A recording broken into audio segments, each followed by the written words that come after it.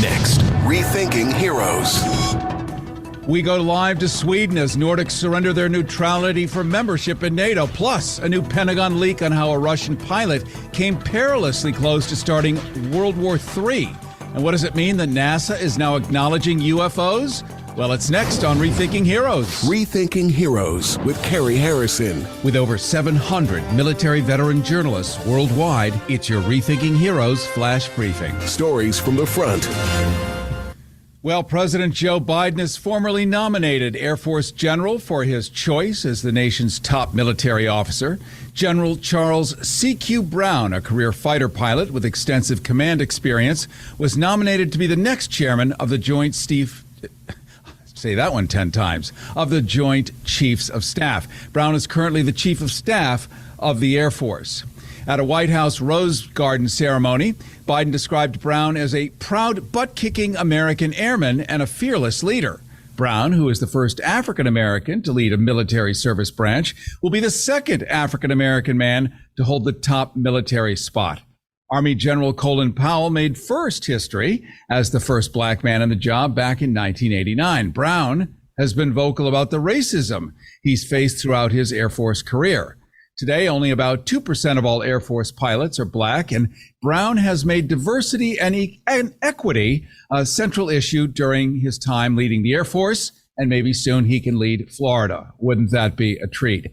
However, a vote on his nomination could be delayed. Senator Tommy Tuberville of Alabama, an Alabama Republican, has been blocking all military nominations in the Senate over the military's new policy to give service women time off and travel money to access abortion services.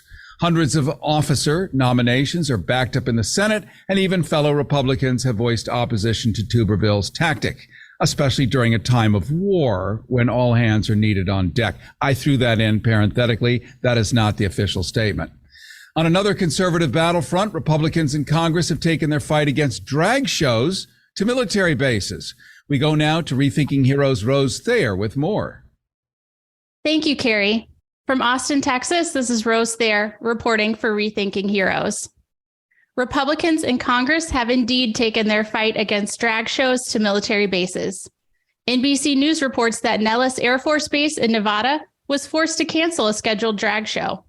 Top Pentagon officials said policy does not allow funds to be spent on this form of entertainment. The Nellis event was intended to celebrate Pride Month, which is held in June.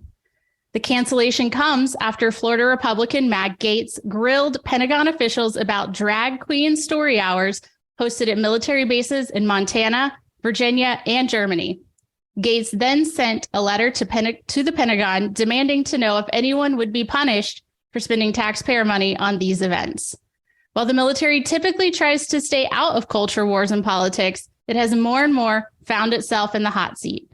Lawmakers have taken aim at programs to increase diversity and equity among troops and the curriculum taught at military service academies. I'm Rose Thayer for Rethinking Heroes. Back to you, Cary. Moving on to those just starting their military careers, non-U.S. citizens who enlist in the Navy, Army, or Air Force can now become an American citizen while in basic training. The practice was commonplace until a 2017 policy change at the Pentagon ended the program. The Navy brought back naturalization ceremonies for basic training in 2022, with the Army and Air Force joining in recently. Air Force ceremonies are held online, with the person administering the oath from a computer screen. The process begins at the recruiting station with the goal of the new recruit becoming a citizen before they arrive at their first duty assignment. It was just one of many ways the military is looking to remove barriers to service in a difficult recruiting environment, despite Matt Gaetz. With each of the services warning they do not expect to meet their enlistment goals, with the help of people like Matt Gaetz, by the end of this year during a time of war. Sorry, I had to throw all that in because context is everything in journalism. A Georgia soldier who earned the Medal of Honor and died during the Korean War was finally laid to rest after 73 years missing from the battlefield.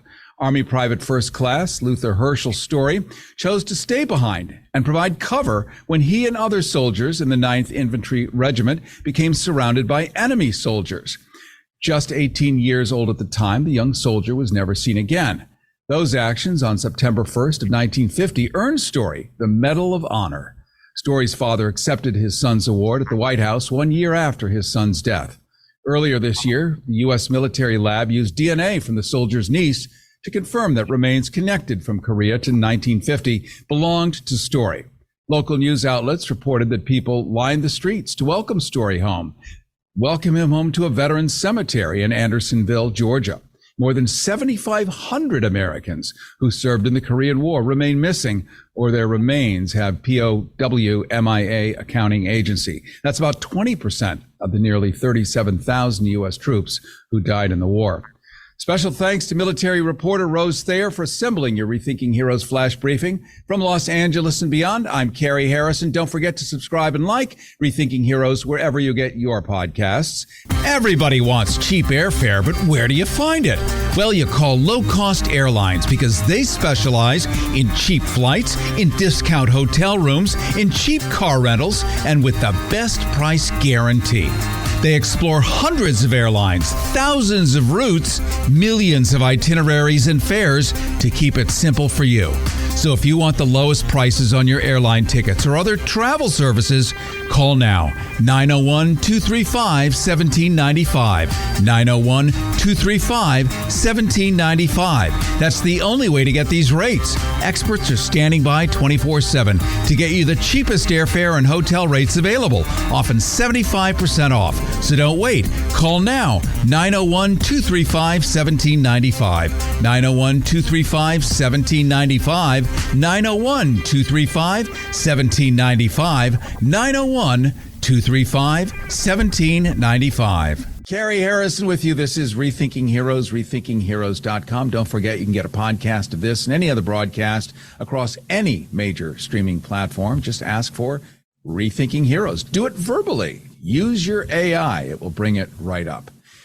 What would be the goal of a U.S. president calling up the generally totalitarian leader of Turkey and congratulating him on his so-called election win? What if those countries were to let Turkey buy $20 billion in F-16 fighter jets on behalf of defense contractors here at home? In other words, simultaneously provide F-16s in exchange for Turkey's re-elected Erdogan, shall we say, to remove his objections to having historically neutral Sweden now join NATO. Well, my next guest says that this policy in Nordic countries implies that the Baltic Sea is no longer a neutral buffer zone, as it always has been, but is now a NATO sea. And that means that the adversaries, like the United States and NATO versus Putin's Russia, are coming much closer in confrontation, in animosity and hate.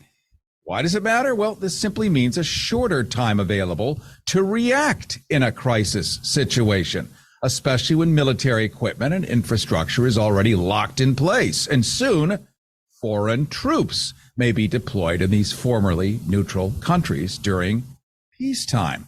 Live from Sweden is Jan Oberg, Sweden, ground zero for the soon-to-be new NATO territory. Jan Oberg is the co-founder of the Swedish-based Transnational Foundation for Peace and Future Research. He just wrote the piece, Provocative NATO Undermines Security of the Nordic Region, which states that Finland and Sweden joining NATO would mean abandoning the neutrality that served them well for so long. In other words, along with Sweden, Denmark, and Norway, they now have to accept foreign troops and pre-positioning of other people's weapons on their territories. Yet Iceland remains unarmed, an unarmed member, providing the World War II era naval Keflavik base, if I'm pronouncing, who knows how I'm pronouncing that? I think Jan will know how I'm pronouncing that. I'd like to welcome you nonetheless, Jan Oberg, to Rethinking Heroes. Thank you so much. Glad to be with you. I'm delighted to have you here. And you and I were talking a little bit before this conversation about what is a hero today. And traditionally, it's looking back at people who have done something in the past and celebrating what they did in the past. But we now live in an era where anyone who stands up and tries to get out information that can save other people's lives or sculpt or scope a real future in the face of media that may not want their voices heard, these now are our modern heroes. I consider you one of them. So enough compliments. We'll just leave it at that. Jan Oberg, does this mean that the days when historically neutral Sweden and Finland can, in principle at least, work for alternatives, where they can advocate for alternatives to war, that those days are now numbered? I think so, but you could say that this membership is only the end station of a long process. In the case of Sweden, this has been going on very much since the murder of then Prime Minister of Sweden, Olof Palme, where, step by step, incrementally, Sweden has politically, technically, and militarily come closer to the United States and NATO. And one formulation we've had here in Sweden for a few years was, if we're already engaged, why don't we get married? And, the married thing happened with Russia's invasion of Ukraine. It was blown out of all rational analysis and proportion. There was only one narrative. And it was that, if he can invade in Ukraine, he can probably also invade Sweden. That's the level of thinking and the level of hypothesis and analysis that we have here. And Sweden made its decision with 47% of the people in favor of membership. And without any decent reporting analysis of the government put out to the people to discuss the pros and cons of a membership, which means changing the policies of so many years. Sweden has been out of warfare for about 200 years. It's a very sad moment because it's taken in panic and not due to any rational decision-making. Well, Jan Oberg, co-founder of the Swedish-based Transnational Foundation for Peace and Future Research, the idea of Sweden and the United States being married works for me if we can have your medical system. I think that's a good beginning of a marriage. But that's not being offered here, is it? And that's another conversation for another time. What about the UN Treaty on Nuclear Abolition? The UN goals to complete disarmament. Does the UN, are they even going to factor into this any longer with you guys no longer being in the middle? Sure, but that thing was already decided before the membership application. Sweden decided not to sign. It put up a one-man investigator analyst who analyzed the situation and came up with, if we say no to nuclear weapons, we may risk that America will not come and help us in case of a crisis and things like that. Afraid of course, of annoying Washington by such a thing.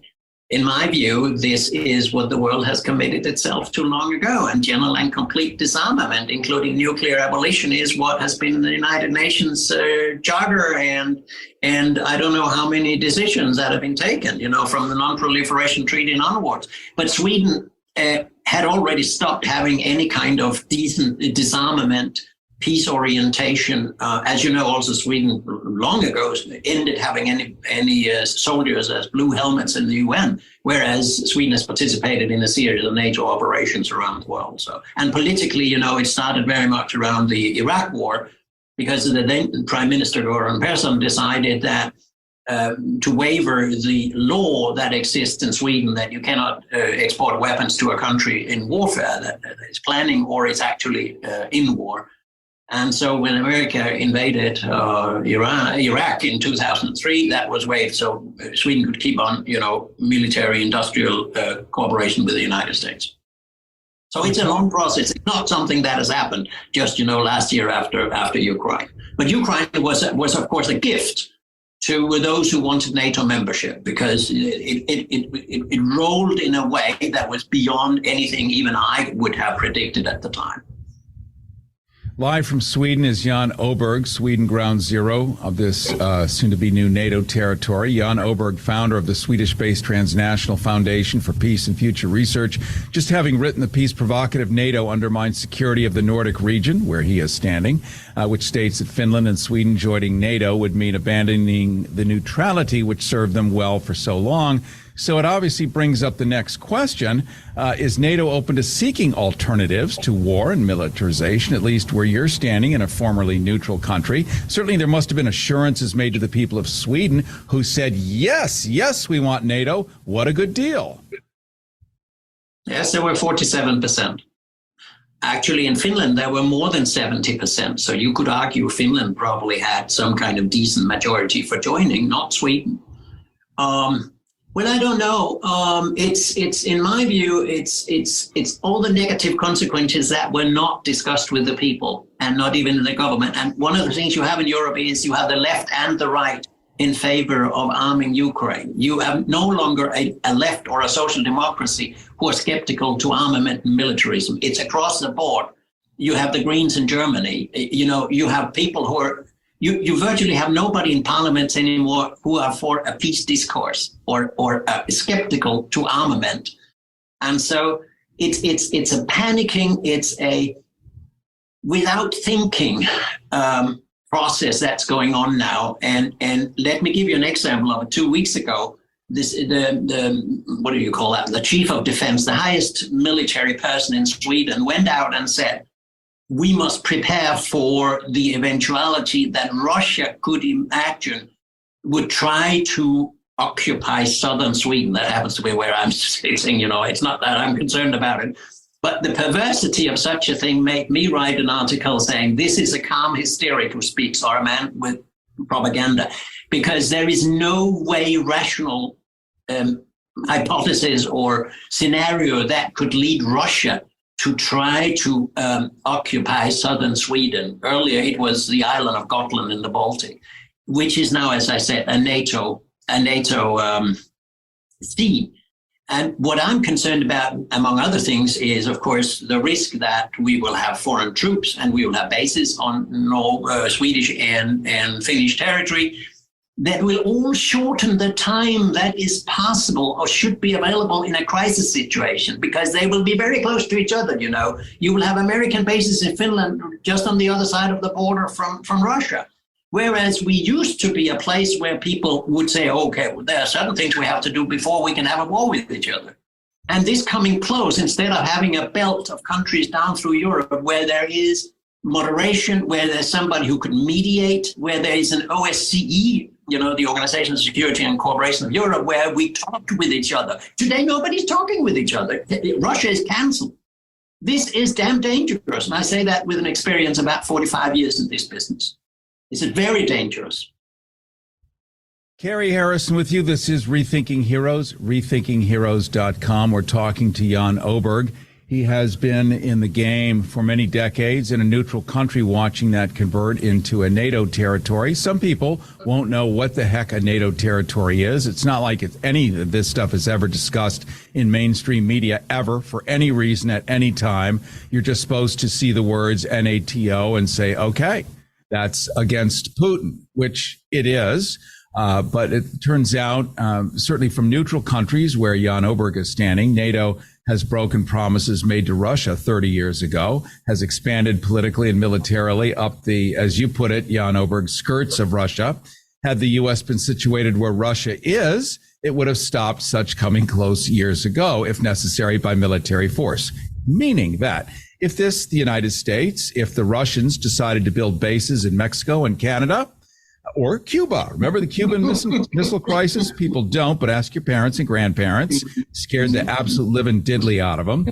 If that happened, we would have gone nuts and the hammer would have come down. That's what's happening to them. It's inverted. So is it weird that they're reacting this way? Let me say that I totally agree with what you said. And I've looked at this. I've written a small book about it online, 160 pages about what happened. My argument is this was predictable. I predicted it 6 years ago. Kissinger and others have said, if you try to make Ukraine a full member of NATO, you risk war. And the problem with NATO is it doesn't listen. The second problem is it doesn't argue. There's no analysis. You go to NATO's homepage and you will find that it postulates that China is a threat. And the little argument that comes afterward is that China is a threat because it has different interests and different values from us. Excuse me, is that a threat analysis? Is that something we can build the humanity's future on? This is what I say is very dangerous in the world we live now is the complete disarmament intellectually and morally combined with military rearmament. That combination is dangerous. Old politicians, when I was younger in Europe, people like de Gaulle or Willy Brandt or Bruno Kreisky or Olof Palme or whoever you could mention. Maybe your viewers will not remember them, but these were politicians who knew what war was from the Second World War. There had been children there. There had been refugees, some of them. Today, nobody has a sense of what war is. Today, you have the bizarre idea that military expenditures should follow whether a country's economy goes up or down. I mean, this is totally nuts. The idea is that a military budget should be decided according to a serious analysis of what the threat is and which threats you can do something about and which threats are so small and unlikely that you don't have to plan for them. But the idea of tying that is intellectually so lousy, and nobody's asking the question, excuse me, if you have a great economic development, then you should have twice as much military. It's like you and I saying, we should buy medicine, and the medicine we buy should be in accordance to how much we earn every year, no matter whether we are ill or not. This is I'm illustrating this, and my conclusion is, and I write this in my book, militarism today is a new secular religion. NATO is its church. It's a thing you don't ask questions about anymore. Like you don't ask whether does God exist, etc. Either you believe it when you sit in the church or you don't. But asking seriously, excuse me, what are these guys saying, is out of the way. That's what people like I do as an intellectual. I've done all my time as a researcher.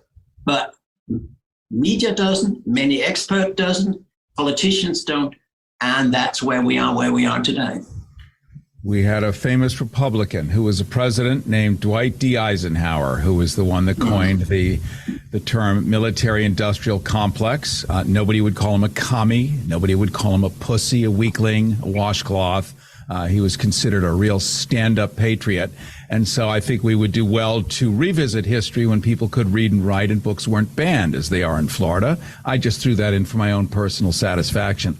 I want to thank you, Jan Oberg, for coming on Rethinking Heroes. And, let's understand that the less mayhem that happens, the fewer veterans that we're going to have to try to fix. There will be times like a real World War II with a real fascism that we have to address, where real guys have to go out and real suffering happens. And then there's just stuff that's profitable and people are making billions as they are. The defense contractors here, the F-16s going to Turkey. All of this has nothing to do with anything but making giant profits. And unfortunately, many of friends of yours and mine are going to go have to fight, not knowing what they're doing, and come back damaged. And then we have to try to fix them. So all of this information is in the service of more information so that you can help make better choices and help the people you elect, or you think you elect, make better choices too. Thank you so much, Jan Oberg, live from Sweden, in your soon-to-be new NATO territory. I'm congratulating you like that's a great thing to do. Thank you so much for having me on. It's great to know that there are media like you in the U.S. Thanks. Well, appreciate having you on. I'll make sure I send you a link to this. And we do look forward to seeing you down the road because you're such an important voice. Thanks again for your time. Thank you so much. I'm ready for that. All right. Cary Harrison with you. This is Rethinking Heroes, rethinkingheroes.com. Don't forget, you can hear this at any time, 24/7, simply by going to any streaming platform and asking for Rethinking Heroes. Rethinking Heroes with Cary Harrison. Life after the military. Rethinkingheroes.com. Cary Harrison here with an exciting radio gift benefit just for you. Rethinking Heroes has found one more way to help not only vets, but people like you. This is radio giving back for all the time you've spent with us. Rethinking Heroes has found an angel partner who's created a downloadable, fee-free discount pharmacy card to give you up to 90% off many of your meds. It's pegged to government-listed prices, so my $250 Lipitor is only $13. Unlike GoodRx, this bypasses the middleman. It's our Rethinking Heroes Capital RX thank you card with no fees ever, no credit cards, no expiration dates, no cookies, no tracking. Perfect for the modern listener like you dealing with a busted medical system. So accept this thank you gift and download your fee-free cards now at rethinkingheroes.com. rethinkingheroes.com. That's rethinkingheroes.com. By the way, if this isn't a good reason to love this radio station, show me a better one. Can your IRA stand up to the next financial crisis that our top economists are saying is at our doorsteps? By allocating a percentage of your IRA into physical gold and silver with a tax-free rollover, you can diversify and safeguard your holdings from turbulent markets and economic downturns by putting your IRA back on the gold standard. Find out how to safeguard your assets with a tax-free rollover with a Genesis Gold IRA, the only IRA that can hold physical precious metals. Call now for your free gold and silver report. Protect your IRA today with one simple phone call and learn how to qualify for up to $10,000 in free silver. Call Genesis Gold Group, empowering faith-driven stewardship. 800-915-2051. 800-915-2051. 800-915-2051. That's 800-915-2051. Rethinking Heroes, Life After the Military with Cary Harrison. And it is Rethinking Heroes. Cary Harrison with you. Don't forget, you can check out this as a podcast on every single major streaming platform. Just ask Siri, ask Alexa, like Fresca. Have a refreshing conversation with your AI and just ask for Rethinking Heroes. Up it will pop, and you'll be able to hear all kinds of cool people, including the man we're having coming up next. There are heroes in so many ways, as we've identified. I think at the birth of this show, I was looking at sort of the traditional guys, World War II survivors, people that were on Iwo Jima, the ones that the History Channel might put on, and we have put on tons of those. We've even brought on cabinet members. We brought on a variety of different people. And then there are the real-time heroes who literally put their neck out to get you information, as if they're part of some weird French underground. It's risky. There are major press organs that wouldn't let them on in a million years. Why? Because they say stuff that, well, it's true. And, you might not sell a car because of it. And that's the death penalty right there. There are guys with high educations, great research sets who are out there doing that heavy lifting that you and I simply cannot do on our own. And then they write it down and make it available for us so that we can better navigate the future of these crazy geopolitics. What if you learned that we recently averted a near nuclear holocaust? Turns out the recent drone attack on the Kremlin highlights the real possibility of cataclysmic escalation resulting from the Ukraine conflict. The part you didn't see on regular television or in the newspaper, if newspapers even really still exist anywhere, is what our next guest wrote about in The Nation magazine. Still exists everywhere, thank God. And that article is titled "The Most Dangerous Game: How Shadow War Over Ukraine Nearly Triggered Nuclear Holocaust." Now, you're sitting back going, well, but I didn't see this on the Sunday morning. No, you didn't.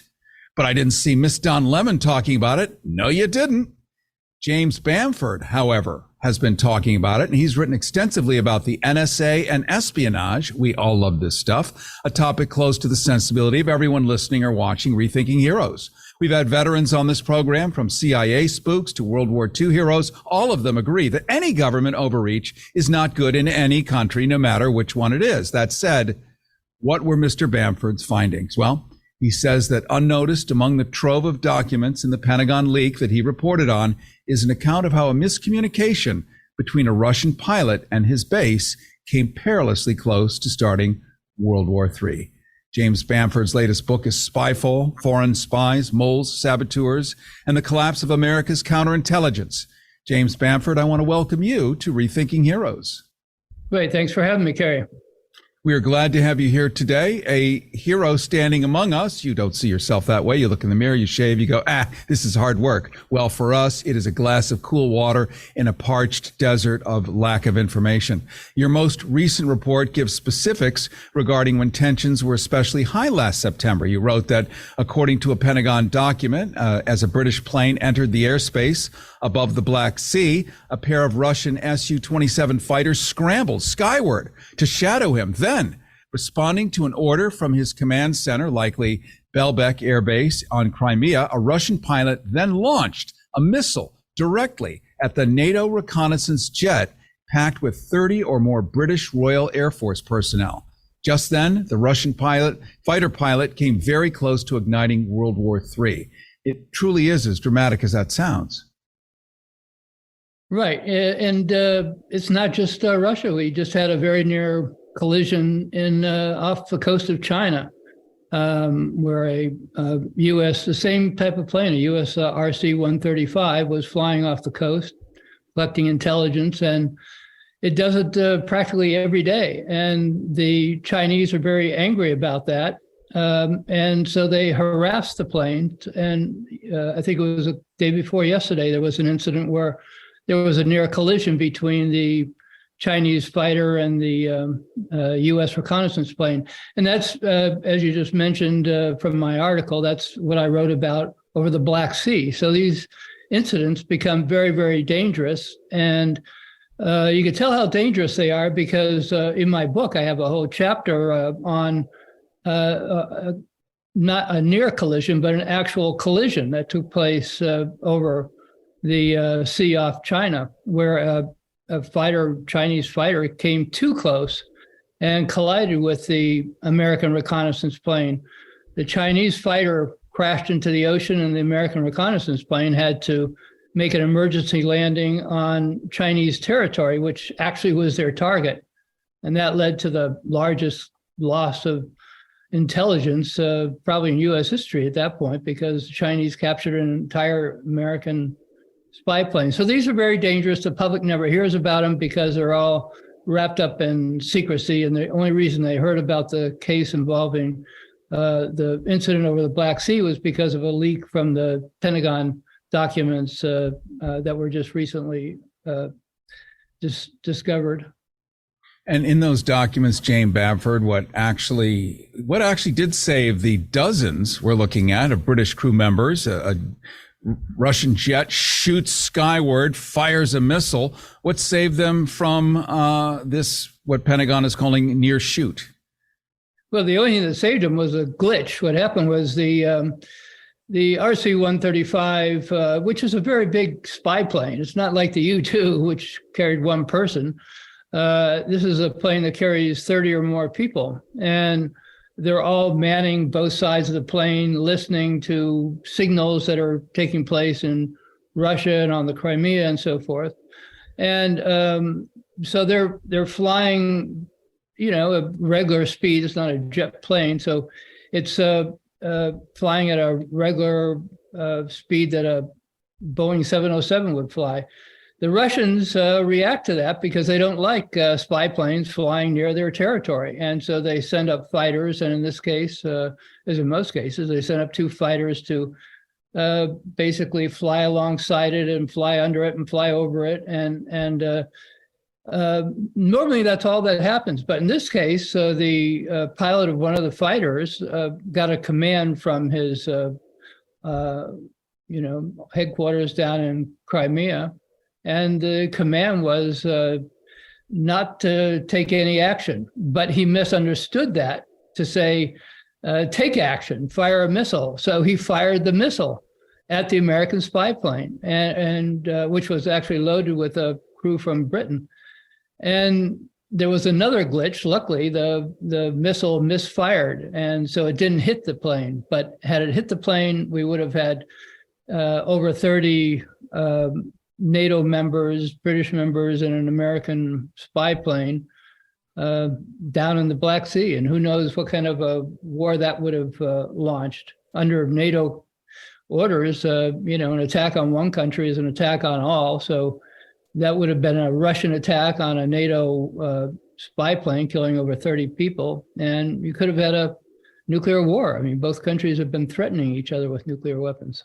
And we have learned really in the past weeks on this program, we've brought on guys from Space Command. I know it sounds like we're talking about a comic book, but U.S. Space Command, NORAD and others that talk about how we are that 1 second to midnight in the doomsday clock, as it used to be called, that we really are that close and situations are that tenuous.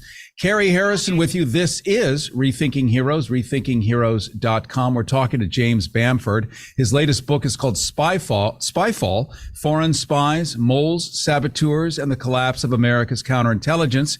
He says that unnoticed among the trove of documents in the Pentagon leak that he reported on is an account of how a miscommunication between a Russian pilot and his base came perilously close to starting World War III, and that's what we're talking about right now.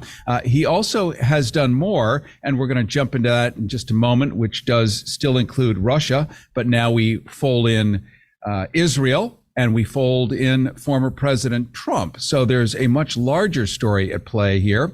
But just to sort of button up this conversation here, James Bamford, with Russia's nearly shooting down that British spy plane, plus the sabotage of the Nord Stream pipeline and drones blowing up near Vladimir Putin's summer home did not please him. Looks like chaos theory comes into play here. Hard to predict and control chaos managed by intelligence spooks and nuclear powers. Now that most of Scandinavia has lost its neutrality and has been folded into NATO, is there any room left for diplomacy as you see it? Well, that should have taken place at the beginning. It always should take place at the beginning and never at the end. I mean, here we have wars that go on for decades and end up being disasters, and that's probably how this one's going to end up. We should have focused on the diplomacy at the very start of this thing, which we didn't. We the U.S. just kept pushing it, and as you mentioned before, this is a existential threat for Russia to have NATO on its borders. I mean, if the old Warsaw Pact was still around and they put forces in Mexico and in Ottawa and in one of the provinces in Canada and Cuba, I mean, what would the United States do? Sit back and say, "Oh, that's okay."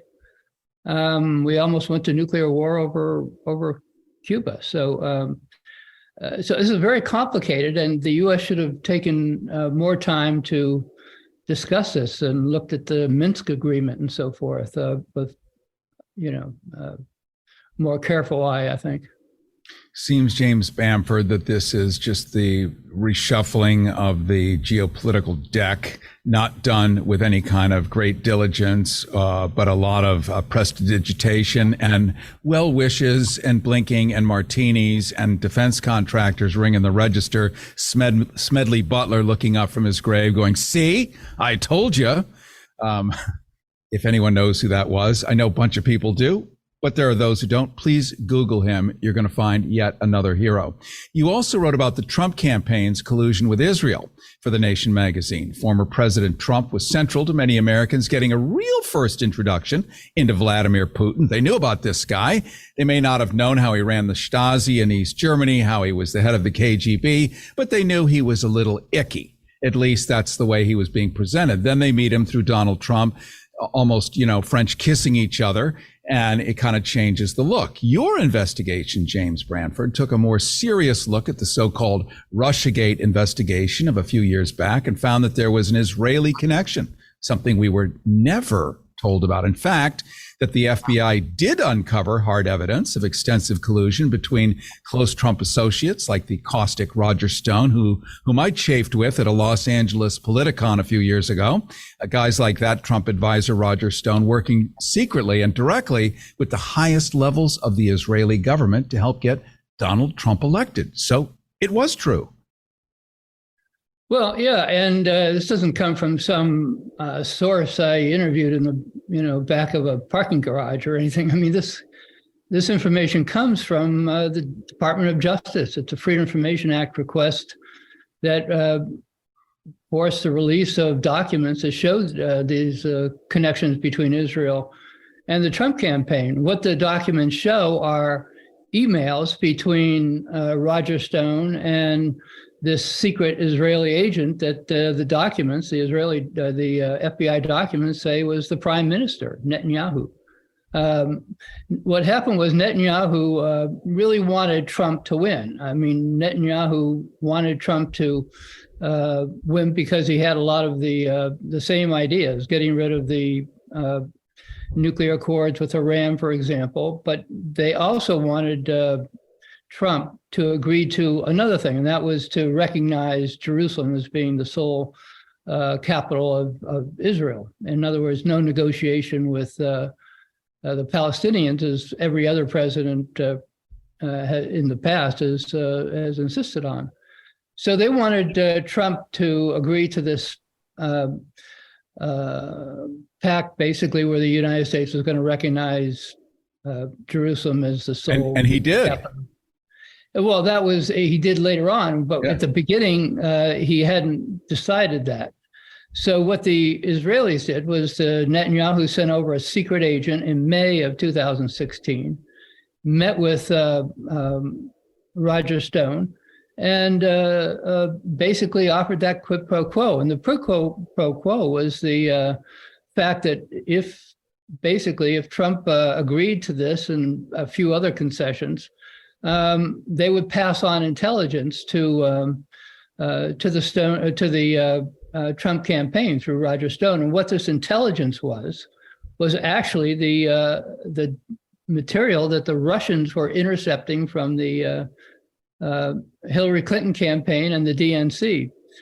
Just to go back, if everybody remembers, the Russians tapped into the Hillary Clinton campaign and the DNC, and they captured a great deal, thousands of emails.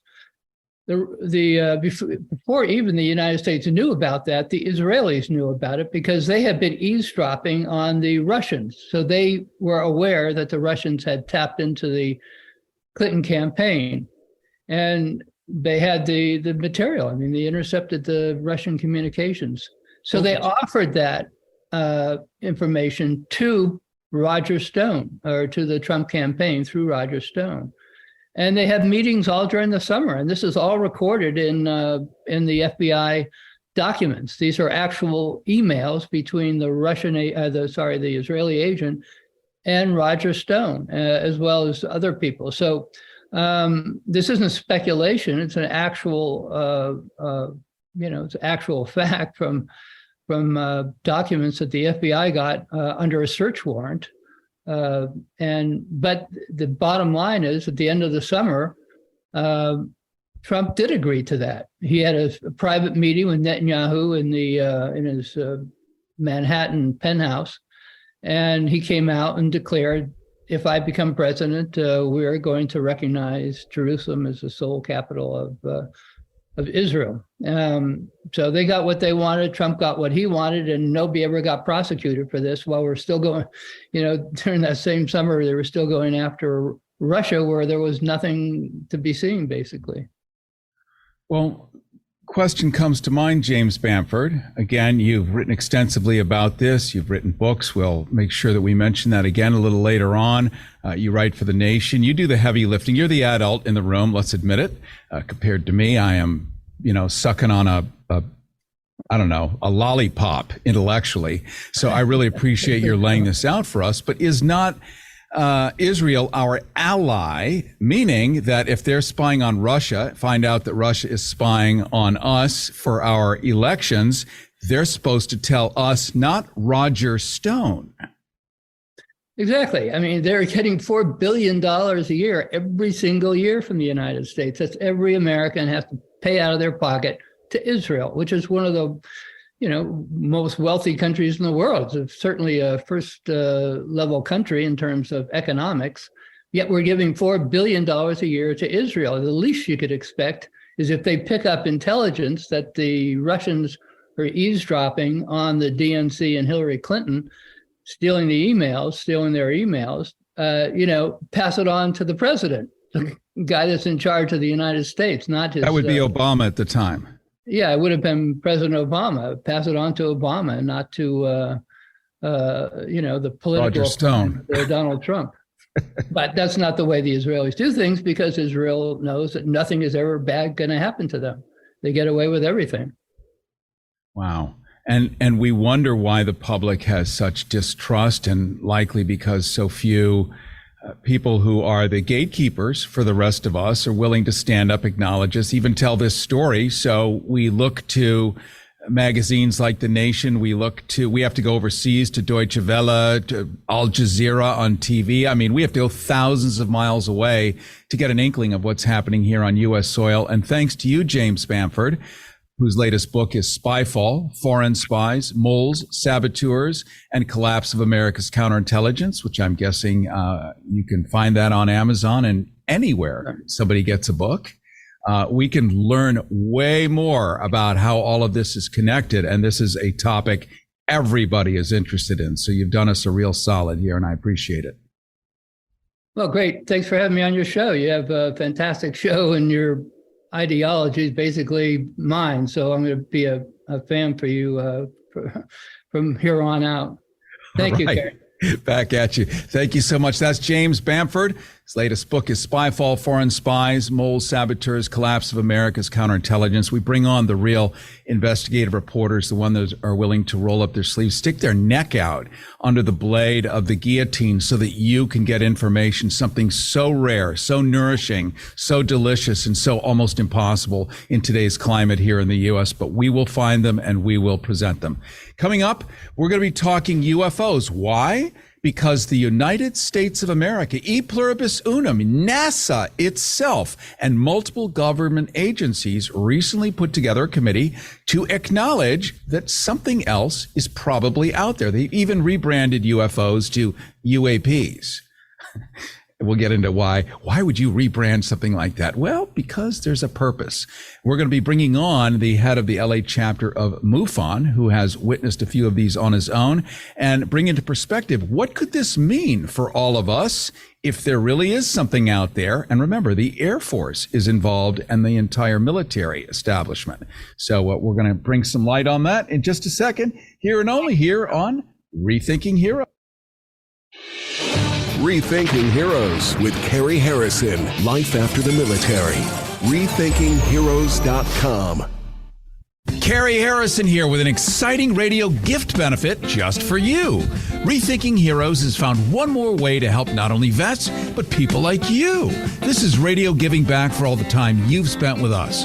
Rethinking Heroes has found an angel partner who's created a downloadable, fee-free discount pharmacy card to give you up to 90% off many of your meds. It's pegged to government-listed prices, so my $250 Lipitor is only $13. Unlike GoodRx, this bypasses the middleman. It's our Rethinking Heroes Capital RX thank you card with no fees ever, no credit cards, no expiration dates, no cookies, no tracking. Perfect for the modern listener like you dealing with a busted medical system.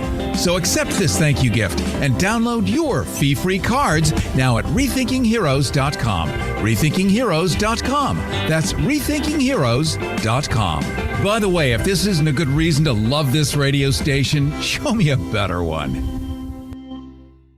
Everybody wants cheap airfare, but where do you find it? Well, you call low-cost airlines because they specialize in cheap flights, in discount hotel rooms, in cheap car rentals, and with the best price guarantee. They explore hundreds of airlines, thousands of routes, millions of itineraries and fares to keep it simple for you. So if you want the lowest prices on your airline tickets or other travel services, call now. 901-235-1795. 901-235-1795. That's the only way to get these rates. Experts are standing by 24/7 to get you the cheapest airfare and hotel rates available, often 75% off. So don't wait. Call now. 901-235-1795. 901-235-1795. 901-235-1795. 901-235-1795. Rethinking Heroes. Life after the military with Cary Harrison. And it is Rethinking Heroes, RethinkingHeroes.com. Cary Harrison with you. I really enjoy being with you, by the way. In the beginning, this was like really hard work. Nobody'd ever done this kind of show in the United States.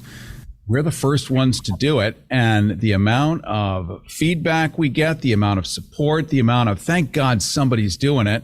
I don't take the credit. I'm just here like your cleaning lady. But this is fascinating, and I've met so many cool people, and trust me, more and more will come. Well, recently, a team of 16 experts and scientists assembled by NASA pushed its first report on unidentified anomalous phenomena, formerly known as UFOs. That's the federal government's fancy new rebranding about what used to be called UFOs. The term UAP, originally meaning unidentified aerial phenomena, was changed by the National Defense Authorization Act. in recognition of the fact that the search for UAP should include near space and undersea phenomena as well. This now means that multiple branches of the United States government, including NASA, are officially raising the possibility of extraterrestrial visitations. This is former Navy fighter pilot Lieutenant Ryan Graves recently speaking. He's one of the many military pilots who are convinced that what they have seen goes way beyond known technology. The descriptions that we're hearing now from Aero and from NASA, these cylindrical objects or spherical objects that are going anywhere from stationary all the way up to Mach 2, and we're seeing these apparently worldwide in all our operational areas and elsewhere. And these are very similar to what we were reporting off the eastern seaboard.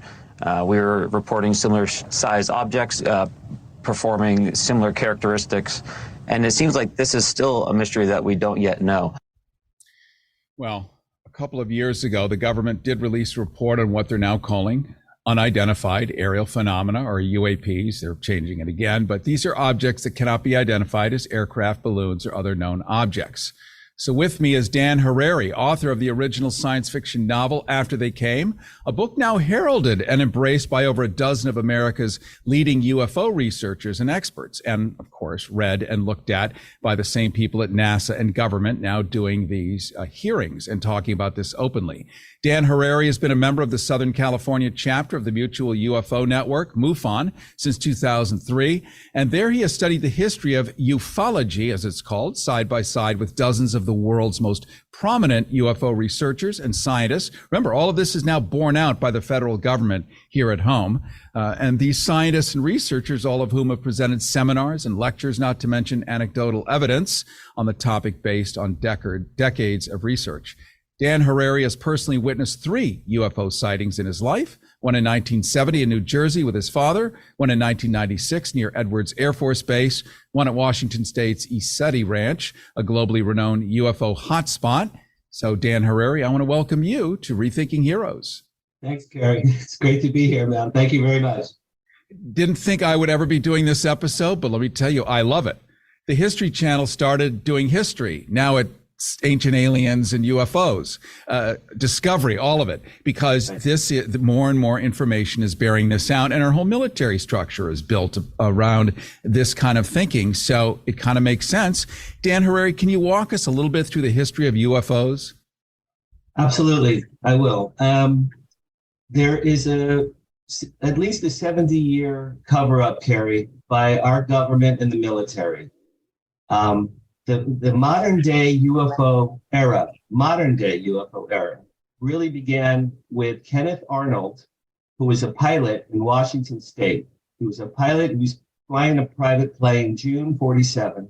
He saw 9 discs. I'm going to just jump in respectfully. If you could just use your bar voice, as if you're yelling across to that old lady about to throw a beer can at your head and telling her to stop. Use that voice. Thank you. Better? Yes, much better. 1947. Okay. So 1947, June, a pilot named Kenneth Arnold in Washington State was flying the private plane. He saw 9 silver discs pass him. He landed, he told the media, and that became the term flying saucer. He described them as saucers skipping through the sky. So that's when flying saucers, the term, began. The modern cover-up era began a month later, July 47, at Roswell. Now, there's a lot of people who think Roswell was a weather balloon. That was the cover-up by the military. The personnel at the Roswell Army Air Force Base recovered a disc. They recovered 3 dead bodies, and the rumor is that they recovered 1 live alien body, or 1 living alien creature. Well, what happened is I'm a publicist, so I can relate to this. The publicist for the Army Air Force Base, Jesse Marcel, sent out a press release that day. It said, we've recovered a crashed disc, and it ran all over the world. The next day, they were ordered to retract that story by Washington, D.C., and they said, oh, no, sorry, we were wrong. It was a weather balloon. Well, it was not a weather balloon. And Jesse Marcel on his deathbed told his family, we recovered a UFO and alien bodies. We were sworn to secrecy, and we were never allowed to talk about it. So in 1947, it was President Truman, and this is only 2 years after the end of World War II. President Truman assembled a group of top military brass and top scientists called Majestic 12. It was 12 men. And their mandate, Cary, was to create protocols by which to enact whenever a disk crashed anywhere in the world.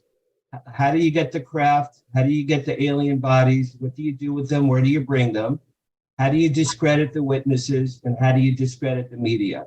And so even to this day, there are people on TV that still kind of chuckle and say, yeah, you know, the little green men are coming.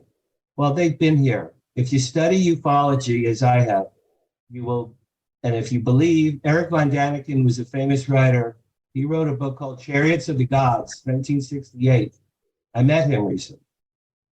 Eric von Daniken's theory, which gave birth to the Ancient Aliens TV show, which I love, is that extraterrestrials have been on Earth for hundreds of thousands of years. They helped shape mankind's civilization, technology, science, and that they've always been here. There are biblical references to aliens in the Bible. There are cave drawings from our cavemen ancestors who've drawn UFOs and aliens in caves all over the world. Then, of course, you go to the pyramids and Stonehenge. And then that's the earlier era. So the modern era really began with Kenneth Arnold, Roswell, and Truman doing Majestic 12 to cover everything up. I love this. Dan Harari, we are regrettably short on time, but I will bring you back as this NASA discovery and these government conversations continue. And we'll get into more depth, not just about the history, but what we know today, what they're now admitting, and where it's all going to go. Meanwhile, let me give a shout out to your book. What if there were benevolent aliens that wanted to help humankind? I like that idea for sure. Very not I was going to say H.G. Wells. The opposite of Independence Day. Of Orson Welles, yes. Thank you so much for coming on, Dan Harari. Very much appreciate it. Your book is called, again, What If There Were Benevolent Aliens That Want to Help Mankind? And after they came. After they came. Great. On Amazon, right. Very much appreciate you coming on, my friend. We will do this again. Cary Harrison with you. This is Rethinking Heroes. Always more to learn, always more to love. You can visit me anytime at rethinkingheroes.com. Thank you. Rethinking Heroes with Cary Harrison. Life after the military. Rethinkingheroes.com. Copyright Audiences United, LLC. All rights reserved. Everybody wants cheap airfare, but where do you find it? Well, you call low-cost airlines because they specialize in cheap flights, in discount hotel rooms, in cheap car rentals, and with the best price guarantee. They explore hundreds of airlines, thousands of routes, millions of itineraries and fares to keep it simple for you. So if you want the lowest prices on your airline tickets or other travel services, call now. 901-235-1795. 901-235-1795. That's the only way to get these rates. Experts are standing by 24/7 to get you the cheapest airfare and hotel rates available, often 75% off. So don't wait. Call now. 901-235-1795. 901-235-1795. 901-235-1795. 901-235-1795.